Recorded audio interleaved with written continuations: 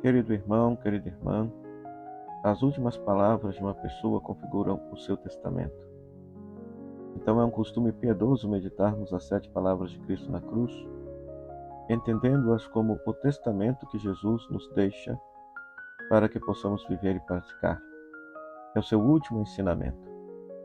Acolhamos essas palavras com piedade, procurando guardá-las em nosso coração, vivenciando-as no nosso dia a dia e desta forma testemunhando que somos discípulos daquele que por nós deu a própria vida.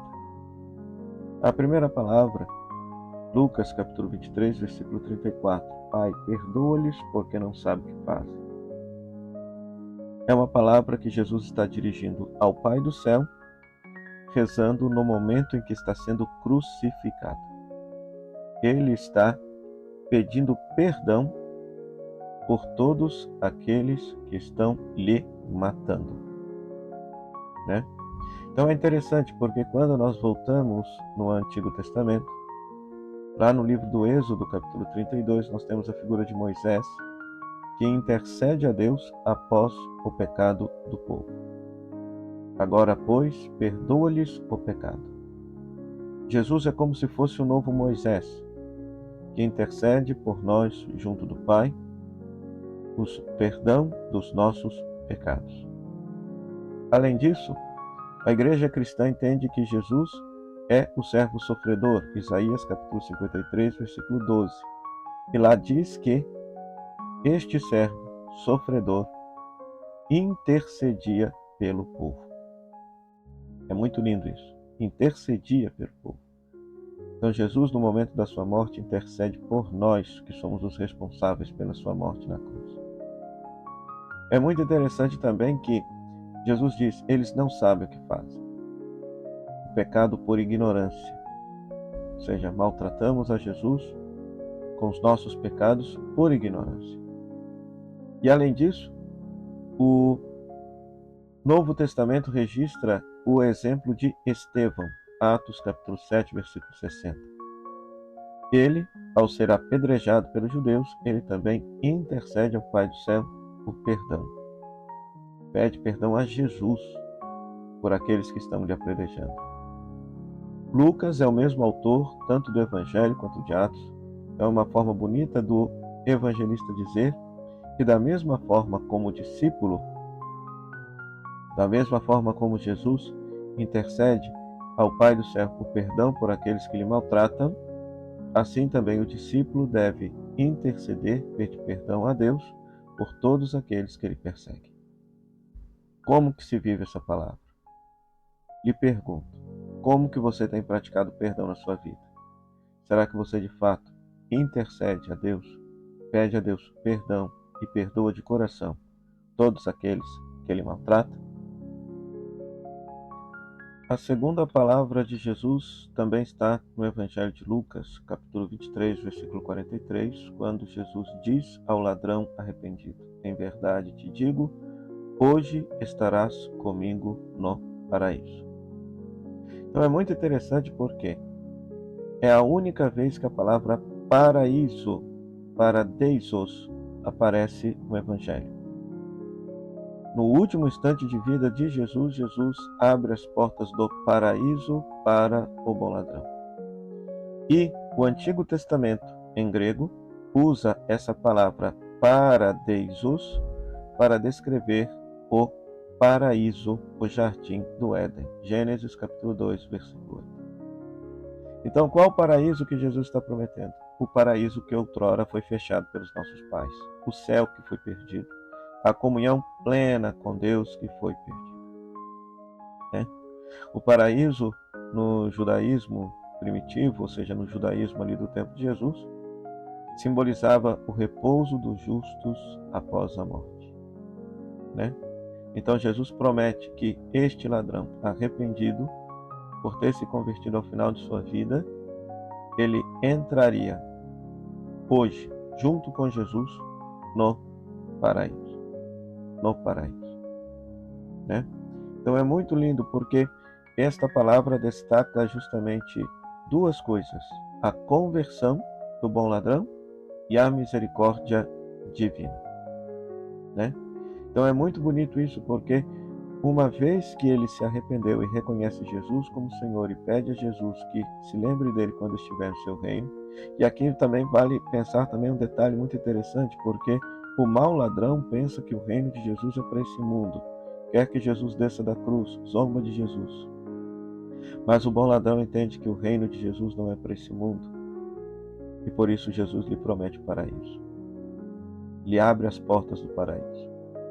Então, quão grande é a misericórdia de Deus para conosco.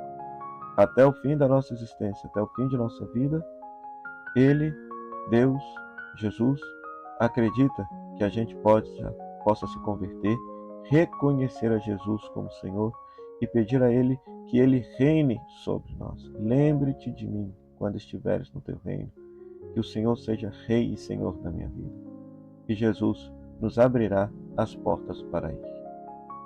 Será que você confia plenamente na misericórdia do Pai, na misericórdia de Deus? Apesar dos seus pecados, apesar das suas fraquezas, peça ao Senhor que lhe conceda sinceramente, verdadeiramente, a graça da conversão, a graça de uma vida nova. A terceira palavra de Jesus está no Evangelho de João, capítulo 19, versículo 26 e 27. Mulher, eis aí teu filho, filho, eis aí tua mãe. Jesus já nos tinha dado a sua vida, já nos tinha dado a sua pregação, já tinha realizado curas, milagres, salvado as pessoas, instituiu a Eucaristia, mas no último momento ainda precisava nos dar algo mais, a sua própria mãe. Ao confiar Maria ao discípulo amado, Jesus está cumprindo o mandamento da lei de Deus, do honrar pai e mãe. Não deixará sua mãe sem o devido cuidado. E além disso, a referência à mulher. Jesus nunca chama Maria por Maria ou mãe no Evangelho, mas sempre por mulher. Por quê? Porque está se fazendo referência àquela profecia de Gênesis capítulo 2, da inimizade entre a mulher e a serpente, o proto-evangelho. A Santa Igreja primitiva, o Novo Testamento, sempre enxergou que essa mulher simboliza a mãe do Messias. O Messias é Jesus. Jesus foi picado pela morte, morrerá, mas ao mesmo tempo, pela sua morte, esmagará a morte, a cabeça da morte, destruirá o mal, vencerá o mal, né? Então é muito lindo isso.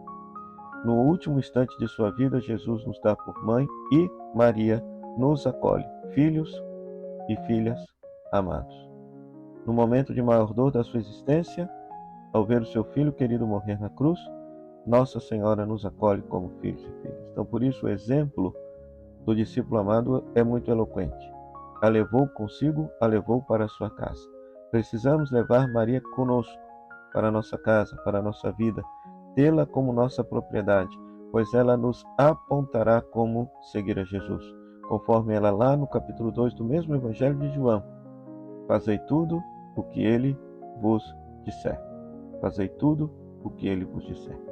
E é claro, os santos padres, de modo geral, entendem essa cena também como um novo Éden, um novo paraíso, um novo Gênesis acontecendo. Nós temos a cruz, o madeiro da cruz, que é a nova árvore da vida.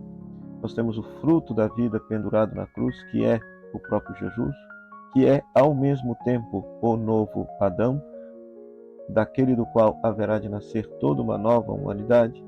E Maria representa a nova Eva, a mãe dos viventes da nova criação realizada por Cristo. Então, que possamos obedecer, acolher esta palavra de Jesus, acolhendo Maria, sua Mãe Santíssima, a nova Eva, como nossa mãe espiritual, fiel intercessora, aquela que nos ajudará a sermos obedientes à vontade do Pai. A quarta palavra de Jesus está tanto no Evangelho de Mateus quanto no Evangelho de Marcos. Meu Deus, por que me abandonaste? Na versão hebraica, Eli, Eli, lama sabachthani, e na versão aramaica, Eloi, Eloi, lama sabachthani. É uma citação do Salmo 22, verso 1. O salmista ele expressa o desespero, mas termina em louvor e confiança. Então é muito interessante que, ao ler o Salmo 22 por completo, até a primeira metade do Salmo, quem está rezando está completamente desesperado e sentindo-se abandonado por Deus. Abandonado por Deus. Mas da metade do Salmo para frente, o Salmo muda a tonalidade, virando um Salmo de louvor, um Salmo de confiança, sugerindo que, se Jesus rezou este Salmo na cruz, ele não está num desespero absoluto. Ele reconhece, sente-se a princípio abandonado por Deus, mas ao mesmo tempo confia que Deus haverá de libertá-lo. Que Deus haverá de libertá-lo, salvá-lo da morte. A tradição rabínica entende este Salmo 22 como o clamor do justo perseguido. É uma metáfora do sofrimento de Israel na diáspora. Assim, por exemplo, alguns rabinos entendiam este salmo. Então Jesus se identifica com Israel abandonado, mas que será resgatado por Deus, que será redimido por Deus. Então é muito interessante. E se nós entendemos que Jesus é o Filho de Deus, feito Filho do homem, Filho de Deus, feito Filho de Adão, então na cruz Jesus experimenta aquilo que haveria de ser a sentença do pecador, o abandono de Deus. Cristo na cruz experimentou o inferno para que nós não pudéssemos mais ir para o inferno. Cristo na cruz experimentou o inferno para que nós pudéssemos ir para a realidade do céu, da plena comunhão com Deus. Cristo na cruz se sente abandonado para que nós não sintamos mais, jamais, abandonados por Deus. Abandonados por Deus. Então, que esta palavra possa suscitar no nosso coração profunda gratidão a Jesus, pois Ele está mostrando a plena solidariedade dele com o pecador, assumindo o nosso lugar, carregando sobre si a nossa sentença e nos livrando do abandono definitivo de Deus no momento da nossa morte. A quinta palavra de Jesus está no Evangelho de João, capítulo 19, versículo 28. Tenho sede. Jesus está cumprindo aqui uma profecia do Salmo 69, versículo 21. Deram-me vinagre para a minha sede. Esse texto, a Igreja Cristã Primitiva o lê em chave messiânica para entender esta sede de Cristo na cruz. Jesus outrora tinha dito no Evangelho de Mateus que é necessário ter sede de justiça, ou seja, da salvação universal ou do cumprimento da vontade de Deus por todas as pessoas. A sede também pode ser uma metáfora para a sede espiritual, a sede de Deus, conforme se reza, por exemplo, lá no Salmo 42, verso 2. A minha alma tem sede de Deus. Então, na cruz, Cristo tem sede de cada um de nós, do nosso amor, da nossa comunhão com Ele, com a nossa sede da nossa fidelidade para com o seu seguimento, para com o seu discipulado.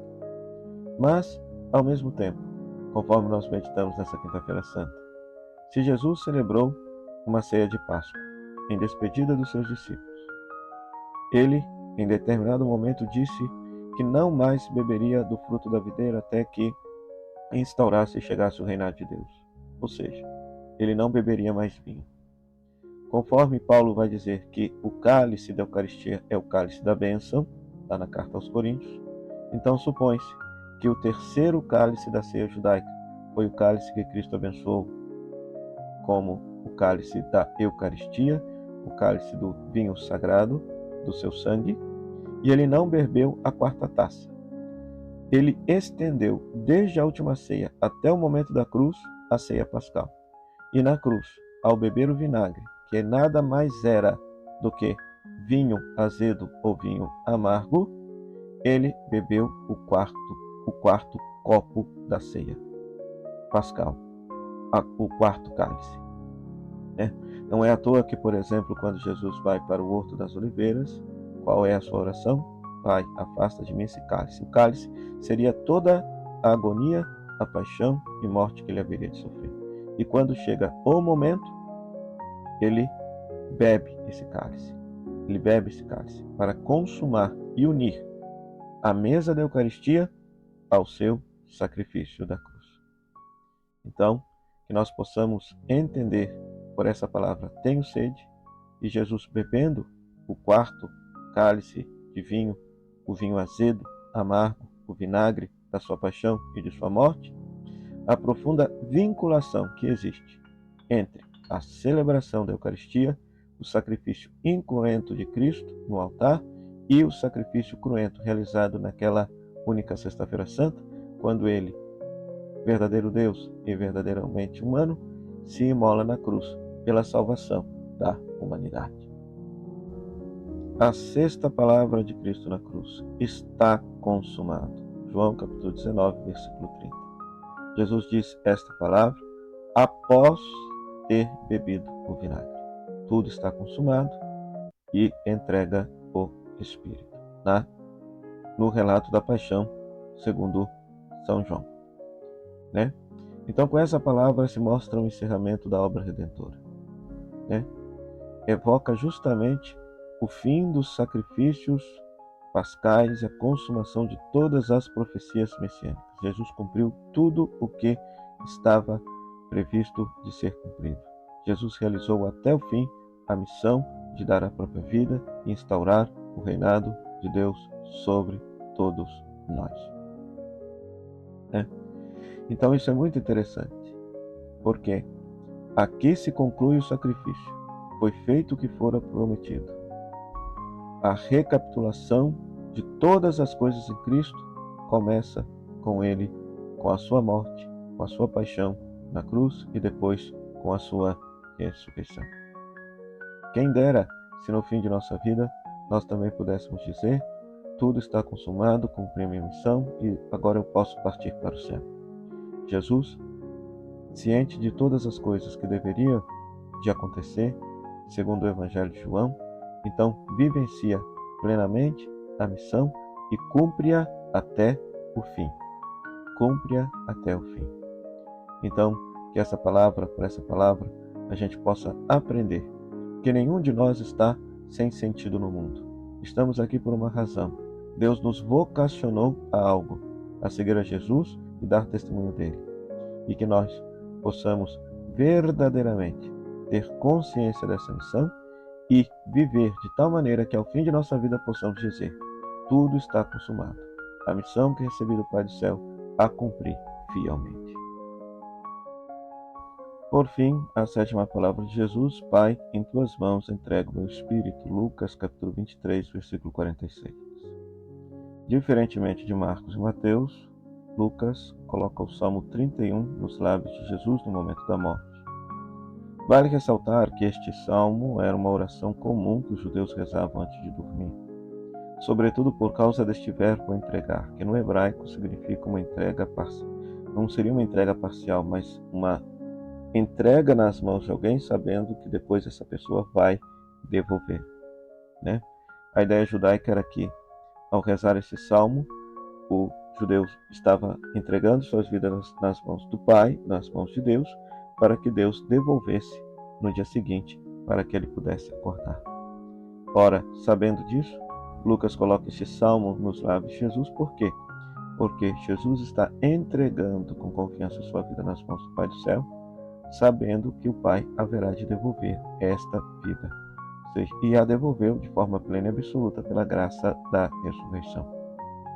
Então, diferentemente de um grito de desespero, aqui o Salmo indica entrega e confiança. É um abandono confiante nas mãos do Pai. Então, com essa palavra de Jesus, a gente precisa aprender que no fim de nossa vida, nós precisamos também entregar com confiança a nossa vida nas mãos do Pai. Porque ali será o momento da grande prova.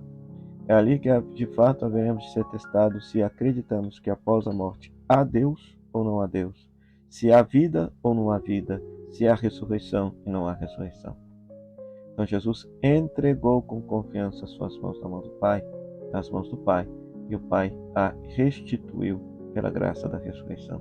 E assim também nós esperamos que aconteça com todos nós, se trilharmos com amor, com confiança, o caminho de Jesus, que prometeu que todo aquele que estiver disposto a perder a sua vida por causa dele, ganhará a verdadeira vida, ganhará a ressurreição.